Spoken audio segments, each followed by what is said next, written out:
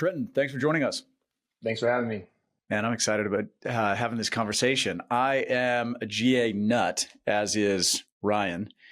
And what you're doing in the hangar space is really cool. So can you maybe give us a little bit about your background, your flying background first, and then how you got into the hangar space? Yeah, totally. So I'm the unicorn of Central Texas, I guess. I'm born and raised in Austin. I've been kind of stuck here. I got into aviation when I was 18. It was kind of something I had no idea was going to happen. Divine intervention, I call it, because I tried to drop out of college. When you go to a small university, though, they really need your dough. So, of course, they tried every which way to keep my federal grant there. So about 3 hours later, I was actually on a discovery flight. And I had no idea that that was like even a thing that was offered. So here we are, fast forward. I stayed over the summers and like winter breaks, did all my training just because it was so much cheaper. And walk into my third year, actually, my summer semester or spring semester, and they're like, hey, you can graduate early.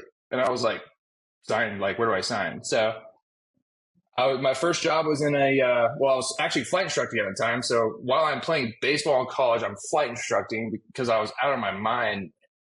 I graduate, and then I'm basically at CAE in a citation ultra sim, just like sitting there trying to, figure out what the hell is going on. And to make a long story short, I found myself in corporate, and I bumped around a few 135, Part 91, flew a Falcon 900, 2000, G200. I mean, flew all the antique Cush stuff that you could think about. Went to the airlines and kind of did a 180 and said, I'll go back to corporate. Was that a mistake that I made? We'll see. I enjoy my life here in corporate, but, my friends do bug me about missing the bus. But anyway, flash forward to, the lovely winter snowstorms up north.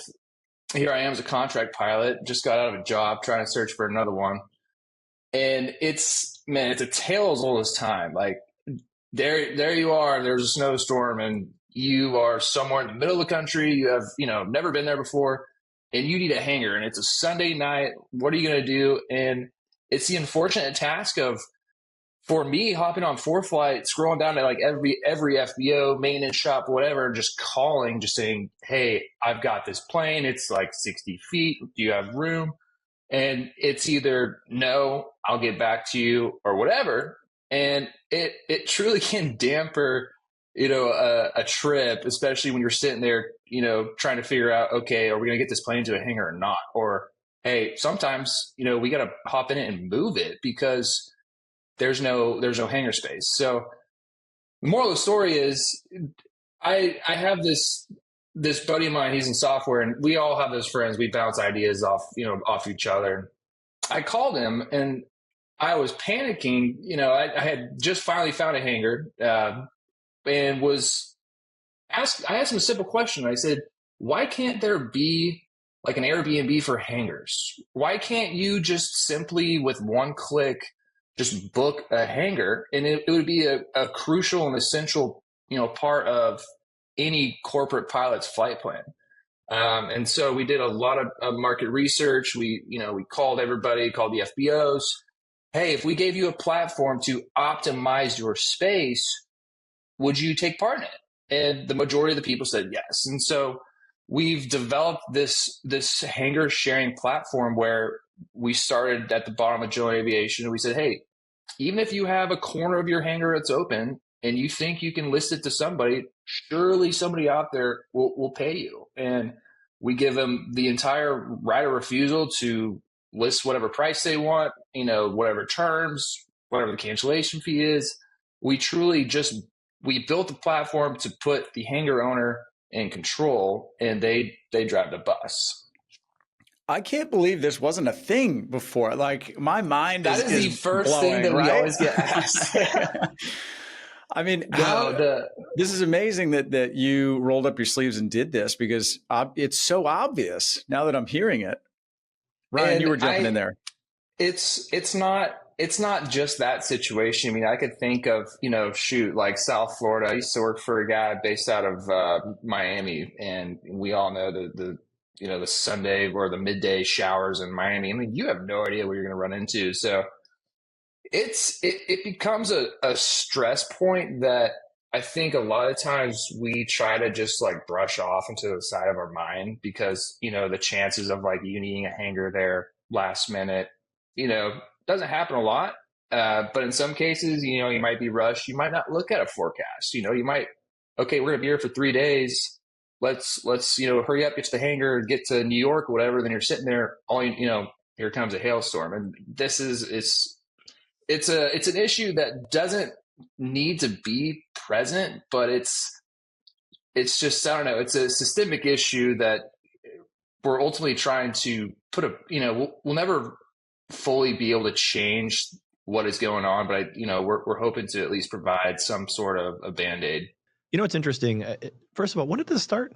So this idea, this situation I was in, this was back in June of 2022. We fully launched the platform December of 2023. Trenton, do you have any idea what the national vacancy rate is? Because I'm sure, like I know exactly what the multifamily vacancy rate is on a national scale. It's 5.3% currently. Ryan, I'm sure you can tell us what the storage vacancy rate is. What is it? About 4%. There we go. So now hangars, I'm sure, is much more disjointed, right? There's an old guy that owns one that just leaves it empty because he doesn't think about it. And there isn't really a platform except for now for him to list it for rent. So I'm sure the data is just not there in terms of vacancy rates, but would you be able to guess? I would generally say probably over 15%, and it's a ton. That's a ton. If you think about it in the way of the amount of people that inherit these hangars that aren't pilots, that don't have a plane to put in there, that leave them empty. That's crazy, because for vacancy to be that high, like 15% vacancy rate is huge. If you had an apartment complex with 15% vacancy, you'd be bleeding money or close to it. Ryan, if you have a storage facility that's only 85% occupied, you're not a happy guy. Not super happy, depending on the pricing. But right. Yeah, I mean, it's a little bit different in storage. But that's kind of how I thought about it. And that's why I asked the supply demand question, because it was like, I know there's an undersupply to the demand, but it sounds like Hangar Direct is providing that connection that makes it even more pronounced, because you're basically saying, hey, there's availability of hangar space. Now that it's easier to find, it probably consumes more occupancy, right? I mean, right. have you guys noticed like a trend of like, okay, ever since we launched, occupancy, maybe the vacancy was 20%, now it's 15% at this point? It's coming down, and we're trying to look at it more from an optimization rate perspective. So take, for instance, this gentleman here in Georgetown, he had a 50 by 50 hangar. He had one guy in it, but he had a bunch of stuff. It was just, it was littered with crap. And I told him, I was like, hey man, I'll help you get out. Like we can move the stuff out. And 2 weeks later, we've got two 182s and a Bonanza in there. So we've taken, that optimization rate, up to 300%. So ultimately what we're trying to do is carve out this, hey, you have space, you can list it, and somebody will use it. They need it. And it's not like we're reinventing the wheel by any means. I mean, I was scrolling on Instagram and I saw this app called like Neighborhood, and you could list your garage space and I could come in and pay for it, and I could park my bike there. So there's truly like a medium for just about anything. Us going in here and optimizing the same thing as a garage, but it's just a metal shed with four walls. That's what we're excited for. And we started. Go ahead. No, I was just going to say, so you just real quick, you mentioned there was a guy in Georgetown that you helped clean out and get the two 182s in there or whatever. It sounds like Hangar Direct is super kind of involved, more so than like Airbnb would be involved. And what I mean by that is, like, if I list my house on Airbnb, like I'm managing the whole thing, right? Like you're providing me a listing site, but I'm managing it. Are you saying that you also kind of facilitate sort of the whole thing, like kind of cleaning up the space and optimizing it and things like that? 100%. In Wow. this case, it helps. I'm here in Austin. We are, though, getting geared up, prepared to, have some form of travel involved where we do offer that. Um, it's it's awesome for everybody in the sense of we have to vet everyone. So, of course, the hangar owners, they want to call us and talk to us on the phone and make sure that we're real people before they list their hangar on our website, right? And so it helps out that I'm a professional pilot. I fly for a living. So, I can sit there, talk to talk, walk to walk, and there you go. It's a half an hour phone call. Yeah. And same thing with the pilots. We get tons of leads every single day. Hey, I'm looking for space in Fort Lauderdale. Hey, I'm looking for space in Everett, Washington. Like it hits all four corners of the map. So we want it to be as white glove as necessary. The goal of it is for we want the hangar owner to be able to do everything. However, we're fully, prepared, and we do focus a lot on that side of the coin of sometimes just moving somebody in or taking stuff out of a hangar. Yeah. Yeah. You mentioned the idea generation came from a snowstorm in the middle of the country, the tale as old as time. And the kind of the last minute nature of that. How much of your bookings are last minute versus, hey, I need a hangar for my plane long term? And if I was a hangar owner, do I want to be in the short term game, or do I want to be in the long term game? What's more lucrative financially? Or is it a mix of both?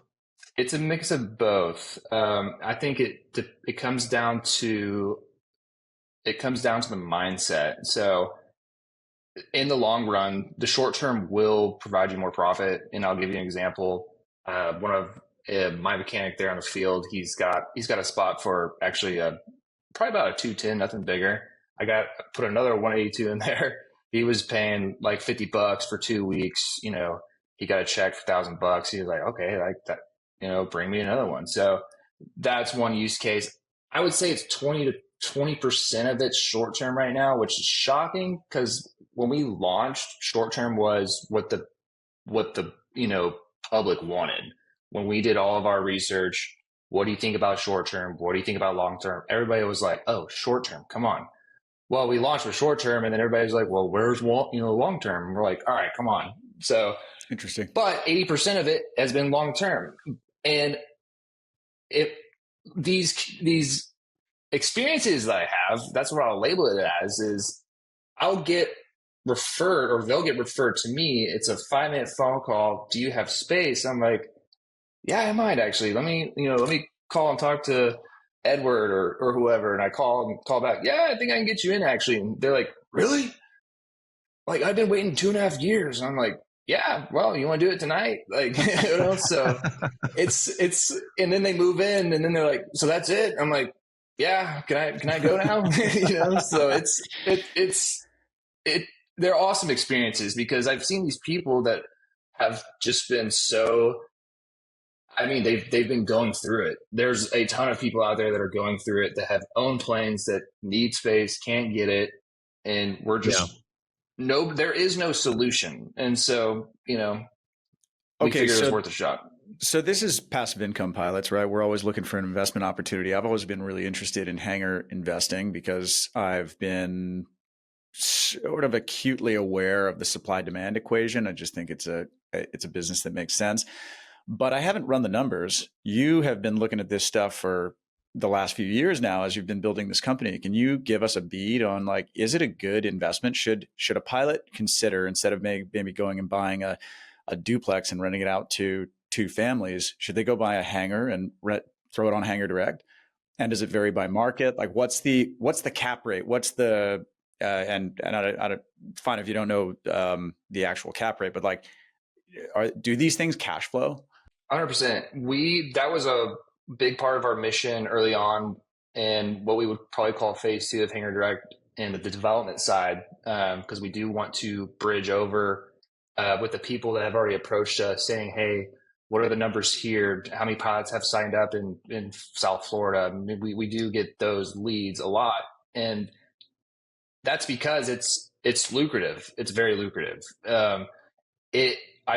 Like I said, the hardest part of it comes down to the time and the investment with And I guess having somebody inside that you can talk to, communicate with, and honestly be on good terms with, because a lot of these city and local folks don't like airports. Now, one thing that we've bumped into is we've relieved the city in some instances of this issue where they're dealing with, people just beating their door down, and we're like, Emails hey, and we can phone slip calls. in, we can provide a little bit of help, maybe it's temporary, doesn't matter. So to answer your question, yes. If you run the numbers, concrete, for instance, here is expensive, but it's fairly cheap to build a hangar. Right. A lot of times the investment comes in with, bringing in like an engineering crew and doing all that research. But if you're a part of a firm, which, a lot of these folks who are approaching us they have that internally. So there's obviously two avenues here, because on your site, there are also hangars for sale, which is Correct. really interesting. There's the buying and existing, and there's also building new. The building new, I guess either way, you don't actually own the land, right? It's a land lease. So how does that Correct. work? So essentially what happens is the city gives you, first of all, it's city or county, right? Either one. They're typically 20, 25, and 50 years. I've heard of some 100-year leases. It's pretty rare. I know there was a guy in Utah on a forum the other day saying he got a 70 or 75-year lease, which is pretty extraordinary. But essentially that means you can do whatever you want. But at the end of your term, the city's going to stick their hand out and say, hey, we want our hangar back. So there are a ton of things that you need to be super worried about. There's clauses, you got resale considerations, which come down to like your non-renewal risk, which has become an issue at some airports.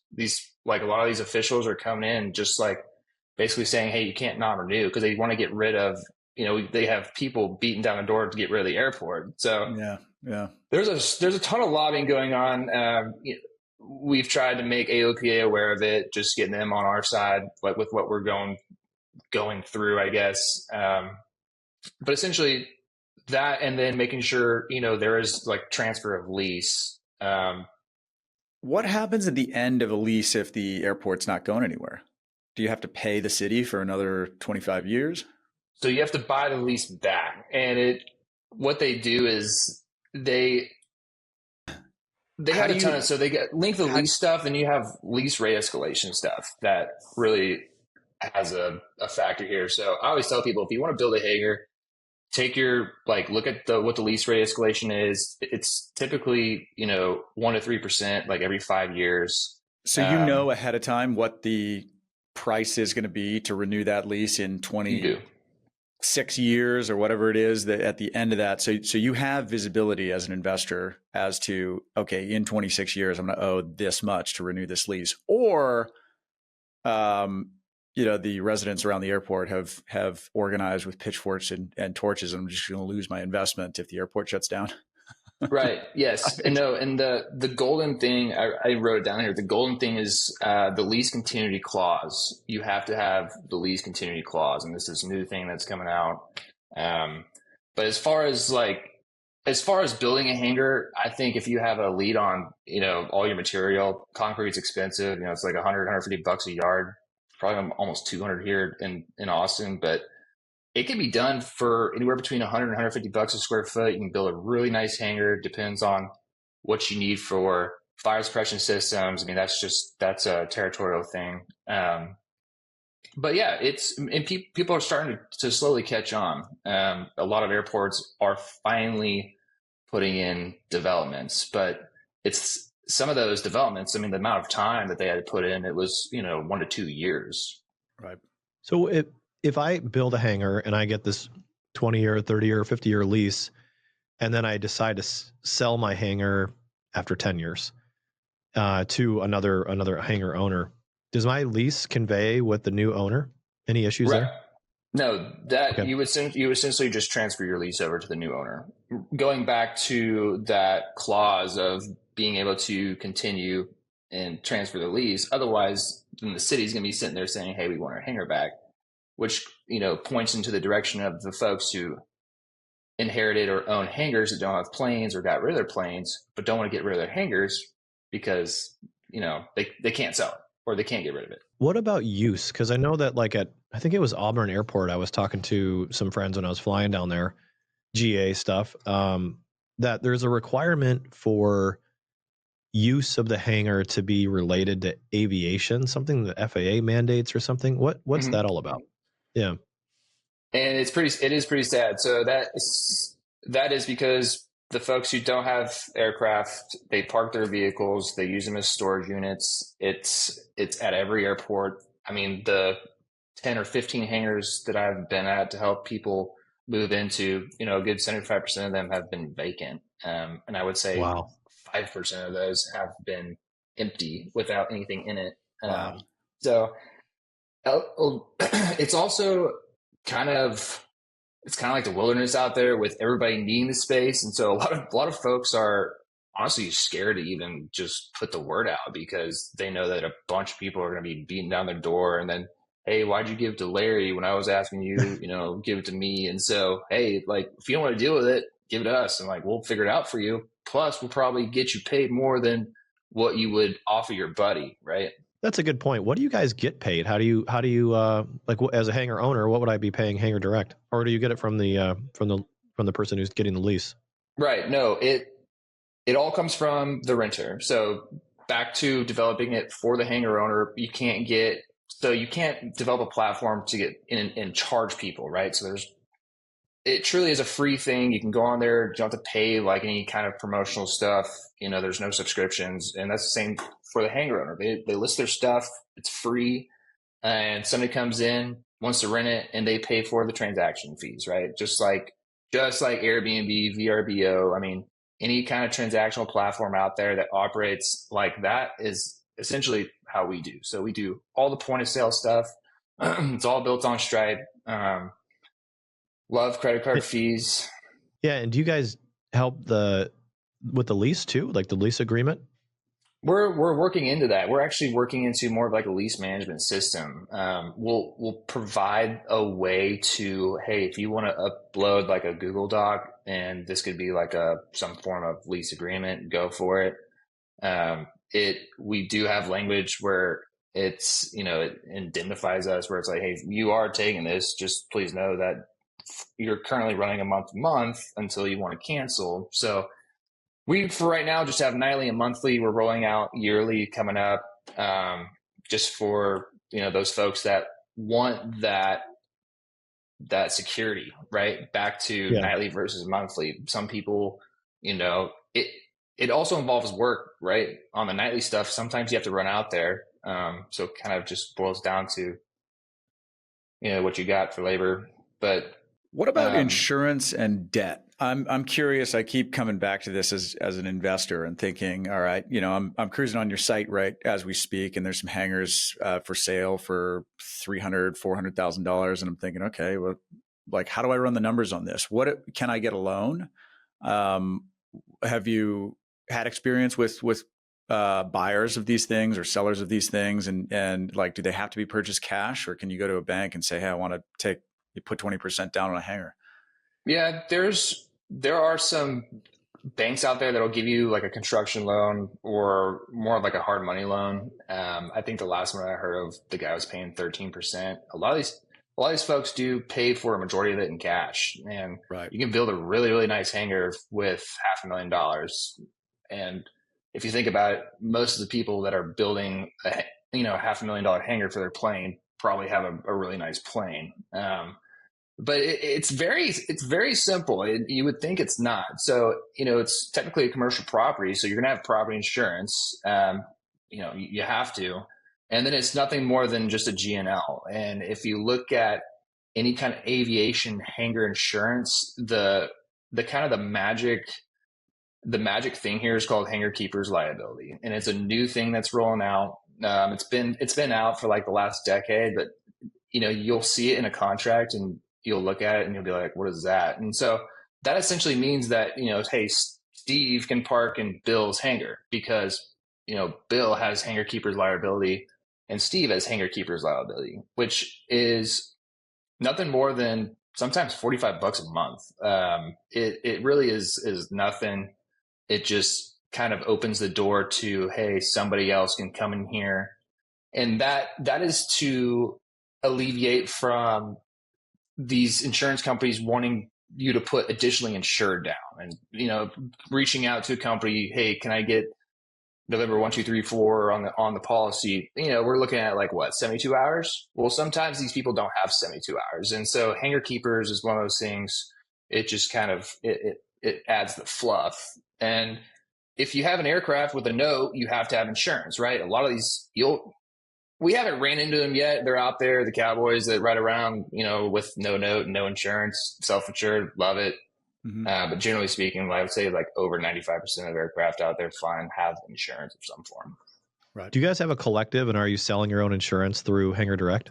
No, we do not. We're working on it. That's another thing we want to work with AOPA on, is offering something like some form of insurance if you don't have it. This is a community platform, so going through AOPA and trying to provide the best route possible for that. Insurance, as we know, is a sticky game. I want nothing to do with selling insurance. If we can offer something through a very vetted group like AOPA, that's our goal. That's great. So let me I want to, what inspired this podcast was we had some folks in the Passive Income Pilots forum ask a bunch of questions, and one of the things that they asked was, does the city airport typically take care of the ramp and the taxiway and kind of the maintenance? And maybe we speak to kind of how that works to ensure maybe there's some kind of an easement or some kind of an agreement that you're always going to have an apron that's going to get you to your hangar or your taxiway or runway. What kind of obligations are there in the policy? So, yeah, most of the time, any taxiway is, that's on the county or the city. There's easements, there's through the fence stuff. If you want, like, we can get super nitty gritty, and some of it's way over my pay grade, but I do know it's rather a pain to, like, let's say you wanted to build a taxiway to this, new set of, or this hangar. Well, in reality, you're going to want to build this taxiway to this, couple of rows of hangar, because you're going to need the funding from people renting your hangar to pay for the maintenance on the taxiway. So it comes down to how fast you want it done. If you want it done fast, you're probably going to be covering the bill, right? If you want it done slowly, going through the city, it's painful. And it doesn't. I've built neighborhoods where, I build the roads and then I have to dedicate the road, and I can either maintain the old roads myself, mm-hmm. or I can make them public roads, and then there's actually a tax credit, and I get. Is it kind of work like that way? I mean, can you kind of dedicate the taxiway back to the airport, and then they just take it on and it's their problem? Yeah, it all comes down to like the permitting timeline. There's like the easement regulations stuff, and that hopefully we don't have to get into very much. Like I said, it's super muddy, just in the sense of, you read what the regs say, and then, all right, you act on it, and then you find out that there's another reg that you didn't read, and it sounds like aviation. Yeah, mm-hmm, I know it. We're not happy till you're unhappy, right? Yep. But a lot of it, I don't know. I'm trying to think. Like here in Georgetown, there's one side of the runway that has just been underdeveloped for forever, and I was asking Cutter, the FBO, and I was like, why does nobody go out there and develop it? And the answer they gave me was, well, what do you think? And so I mean, it even for these businesses like these FBOs, I mean, it still is David and Goliath, because it's not so much that you are working with people that don't want to work with you. It's you're working with people who have no idea what they're doing. Unfortunately. Yeah. Any tax credits on building these? Yes. As far as what that is, I'm not sure, but as if you build a hangar and you give it to the city, right? Yes, you do get tax credits, which is technically what you're doing, right?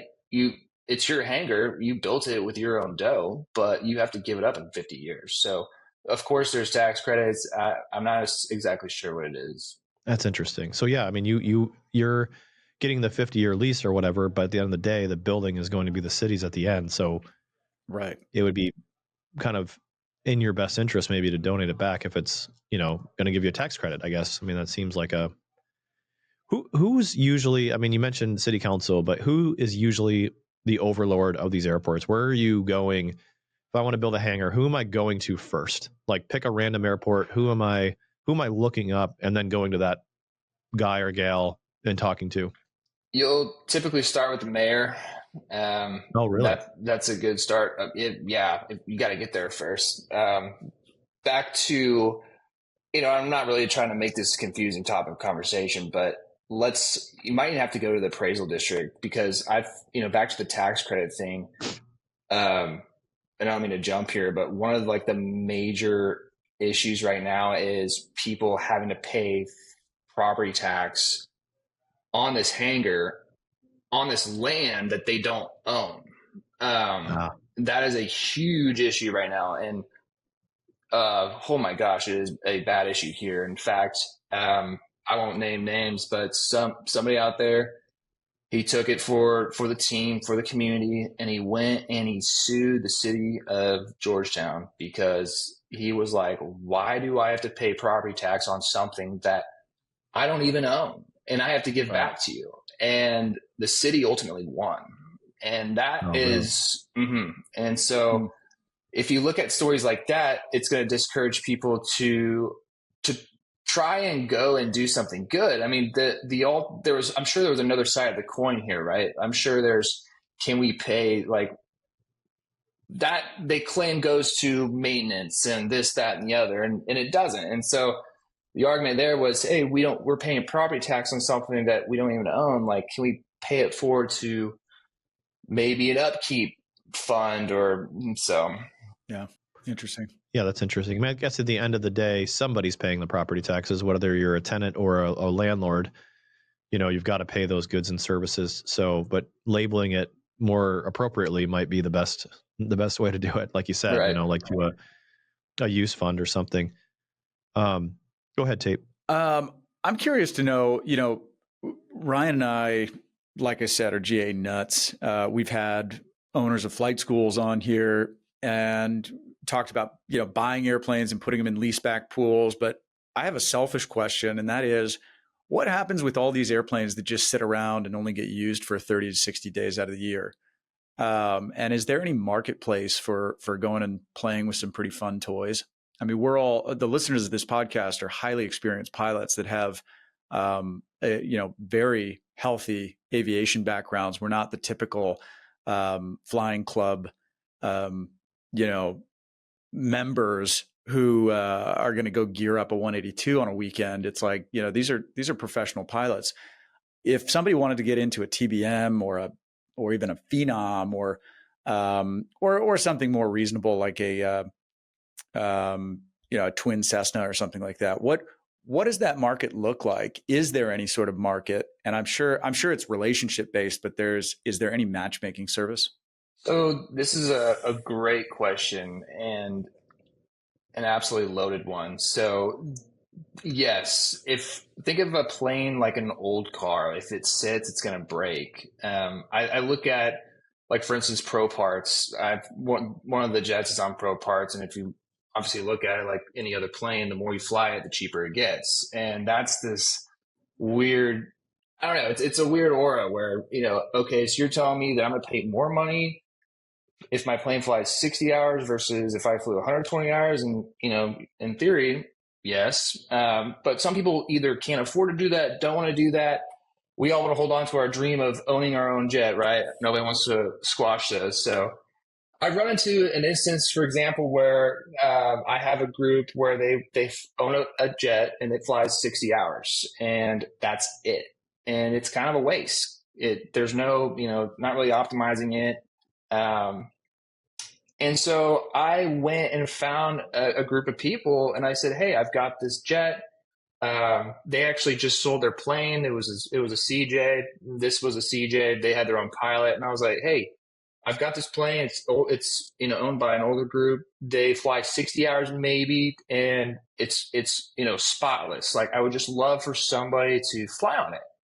And they're like, great, let's buy 50 hours. So called up the lawyer, got them a lease. They were going to Vegas for some convention.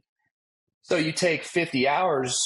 The lease rate at that time, I think, was $2,000, and so 50 times 2,000, that was wired directly into their bank account. And so what we're essentially creating here is a legal way for folks to take money from them not flying, right? We're paying them for their plane sitting essentially, and they can then take that and use that as operating capital. It's a super white glove niche industry. It's a lot of guys out there. For instance, I deal with a lot of folks who kind of get kicked around by the charter companies, planes break, this, that, and the other. Hey, I got this last minute thing. And a lot of them already have pilots, which makes, my life easier just trying to manage the whole ordeal. But as for the TBM goes, I mean, that's a great aircraft. That's my dream airplane someday. But I want to know, can I go play with one, for less money than waiting for 20 years till I can afford one? As far as I know, it would, if you wanted to go play around with one, you'd have to go buy in. Like for me, it would be, let's see here, 15 hours, right? So you have to purchase 15 block hours on a TBM before I'll even, pick up the phone to call to. And what's the hourly rate on an airplane like that? If you on a TBM, had the relationship with that person, you got the training, you obviously Tait, paid for that. Tait, stop. Sorry. Episode just made pilots $100,000 poorer. What you're about to say, Trenton, just stop. Everybody's going to be calling Trenton, being like, "All right, I'm in 15 hours." No, it's awesome. Now there's a right way and a wrong way to do it. I, for whatever reason, have worked for entities all throughout my Part 91 life.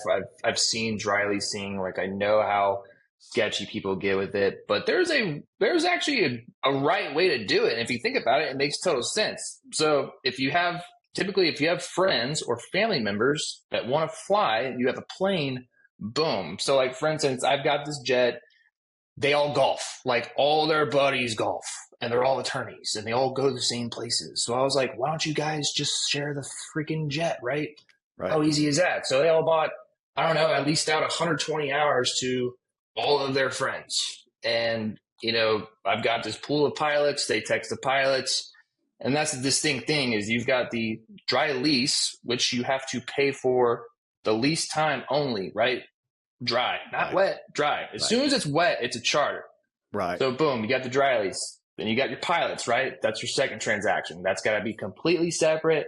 I can't set it up. I actually have my insurance guys send whoever leases the plane as a list of pilots, and they just dial them up, and they're all qualified, ready to go. And then the third one is fuel, and that they purchase it with a credit card. So I'll ask them, hey, what's your credit card? I'll give it to the FBO. Boom. I did that 120 hours, 120 times $3,000. They were, it's not illegal to make money. They're not making money by any means, right? Nobody makes money in aviation if you own a plane. Just get it out of your head. But it might make your ski trip go from $4K an hour to $2K an hour, right? Which is a lot more feasible. Palatable. Yeah. Especially when you're splitting it with a few people. As it's, again, this show, we don't provide any tax, legal, or investment advice. And certainly today we're playing around with ideas on how to lose money faster, but have more fun. Have more fun though. Yeah, this is not passive income pilots. This is going to debt pilots. Yeah, exactly. Yes. No, I mean, how to make this is interesting though. So just to recap, so you're saying I can go buy in to a jet for 15 hours, somewhere probably around $2,000, get a dry lease. Then every time I go use it, I've got to go find a pilot, which I get a list of, and I don't know, maybe there's $1,000 a day, maybe it's more. And then I just pay for the fuel and then that's it. Yeah. I mean, is there anything else to that?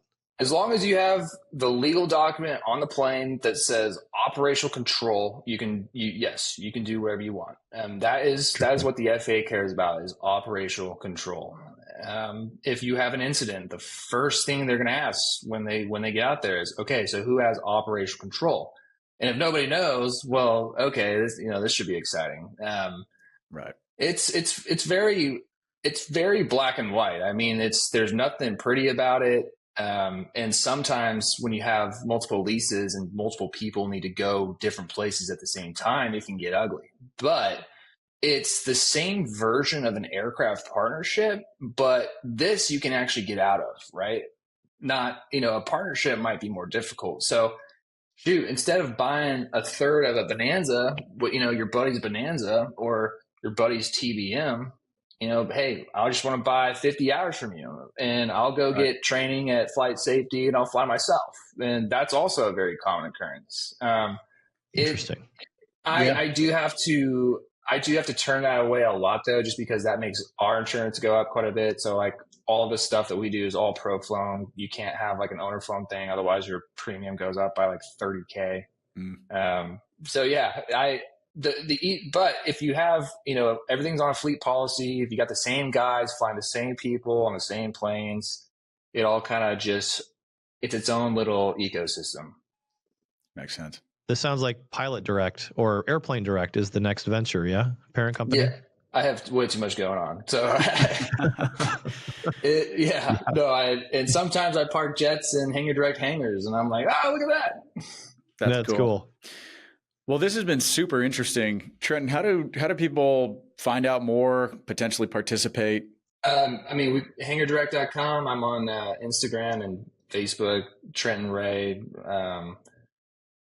I would love, I talk to everybody. That's all I do. My wife loves it. I'm on the phone for 8 hours a day because I need that outreach, whether it's an issue or something that they want changed or if they have general questions. We're growing insanely fast, and we also have a Rolodex of a lot of people who, have the money to build hangars. And, if you have interest in it, please reach out to us. Awesome. That'd be great. Love it. Yeah. Well, Trent, thank you so much for your time today. We appreciate your wisdom. And again, if you have questions, email them in to ask@passiveincomepilots.com. We'll bring guys like Trenton on to answer them. Yeah, or start a chat in the forum, which is what created this podcast. So our listeners are curating the content. Whoever's listening to the show, that has a question, ask it in the Facebook forum, and we'll bring on an expert in the industry. So thanks so much, Trenton. Catch you on the next episode. Thank you, guys. This was awesome.